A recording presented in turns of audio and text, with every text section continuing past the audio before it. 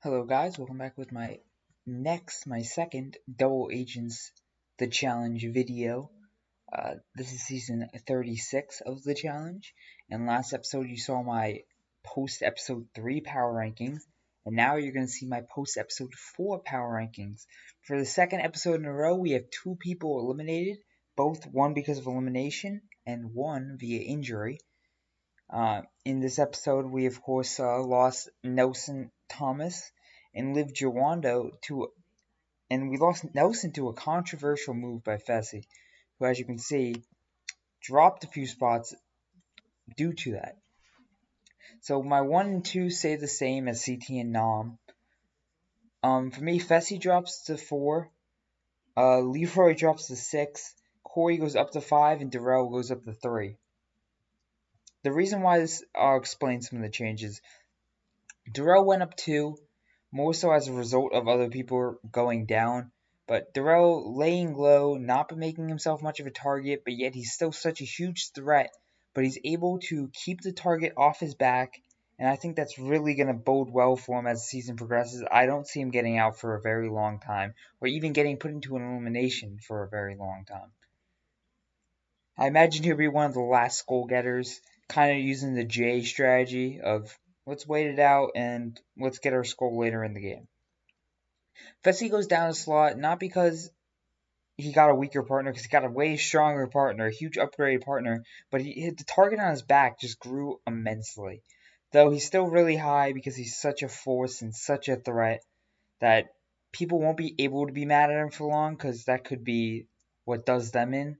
Because Fessy's going to be winning a lot of challenges, and now with Casey as his teammate, they might even win more than they would have otherwise. I mean, I'd be shocked if those two don't win at least 1 or 2 challenges together. They'll probably be one of the most dominant duos all season long. Whether they get infiltrated or not, I expect them to wreak a lot of havoc. Corey goes up a slot because now he's got some vengeance, but Fessy's not going to want to attack Corey. He's got way more people to worry about. Corey probably won't go after Fessy. They're going to have to mend their relationship. But other people might see that as Fessy might not like Corey and Corey might not like Fessy. There's a lot of reasons why Nelson getting out removes the target from Corey's back. Corey has still a very strong partner. I don't think he'll be much affected. Leroy goes down 2 spots because his partner, he got a downgrade. Casey is one of the strongest females on the season, and Anissa, though a veteran, is just not one of the stronger competitors, in my opinion at least, on this season. Like, obviously, mad respect to her, and she was killing it this season. Definitely haven't seen this coming, but I don't see her as a very top tier partner. I see her as one of the weaker partners available, and I think that's partially why Fessy infiltrated and got another partner.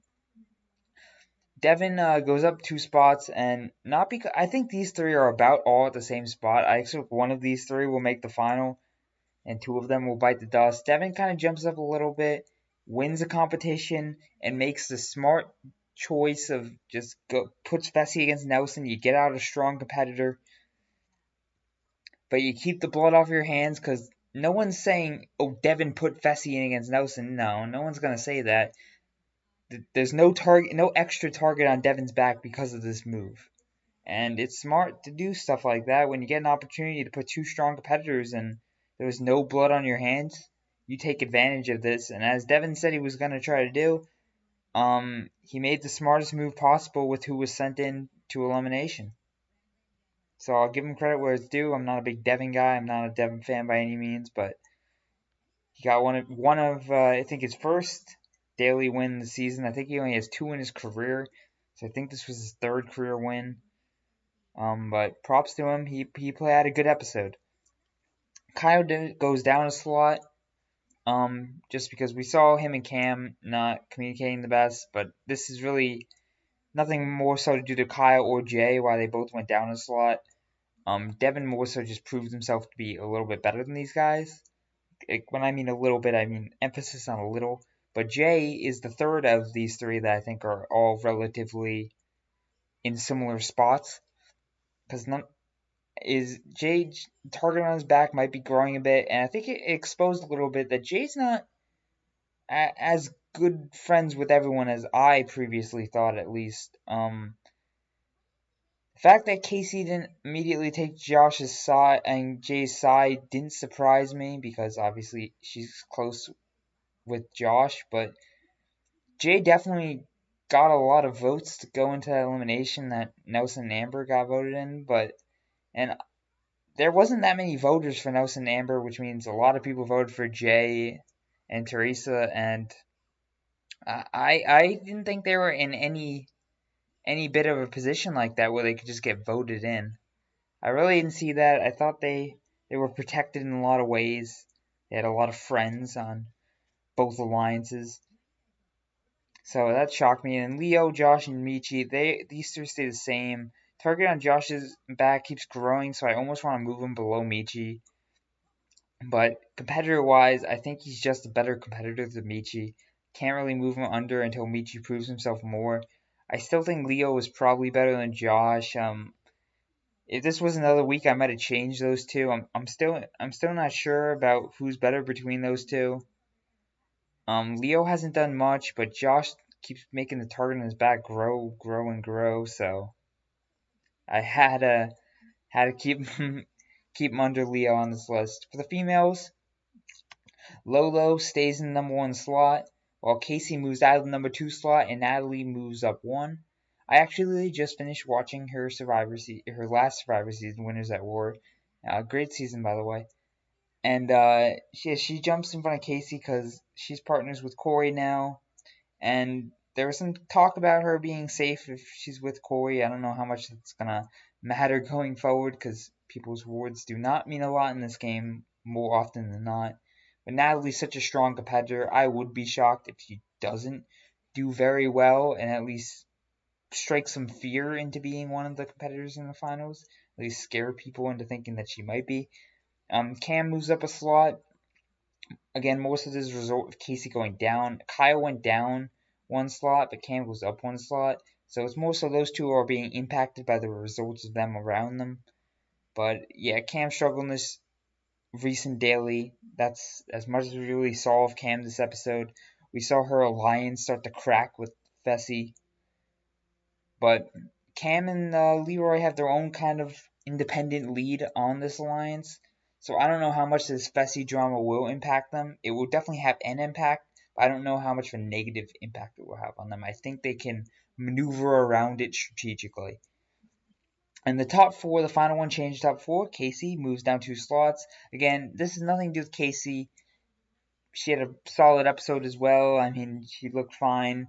She was in great position with Leroy as a partner. That got her all the way up to number two on my rankings. But she moves down to number four because she's joining the team with one of the biggest targets in this game now. And she could become a victim into being voted into elimination due to her partner, Fessy. Teresa stays at number five. Amber Verzotra jumps Tori one just because I mean, Tori is really affiliated with Fessy now, and I think that became very clear as the episode went along. This was Tori's move for Fessy, so I think Tori's going to see a lot of the aftermath of this decision. And Amber being with Darrell, who's playing this girl great in my opinion, I think she gets boosted because of it, her partner, and gets boosted because Tori is going down. Big T remains at number 8. Nani and Anissa swap just because Anissa downgraded as a partner. But I mean, honestly, Leroy is not that much worse than Fessy, and Nani so is Josh. So this was a really tough one. I don't know how much Anissa has left in the tank. Just because I think she'll make it far, and I think she'll make it farther than being like the third one next eliminated. But she's just not a threat in the finals. I can't put her that high up in the power rankings. And Nai's not a big threat in the finals either, but we've seen both of them run finals, and as of late, we've seen Nani be competitive in a final. So I had to give Nani the edge. That these two are subject to change and flip flop. And then Gabby and Amber round out the final list. I almost moved Amber ahead of Gabby, but because I want to believe Amber really isn't just saying that she's more than her height and that she's a fierce competitor, because we really haven't seen much of Amber, and we haven't seen much of Gabby either. And Gabby's just taller and a little bit bigger, so I want to think she's better. I mean, I don't want to think. I want to think Amber's better because I always like rooting for the smaller people. I always gotta ride with the underdog, but in this case, she's the underdog for a reason. So I hope you guys enjoyed my power rankings, my post episode 4 power rankings, and stay tuned for next week's updated power rankings. Thanks. Peace.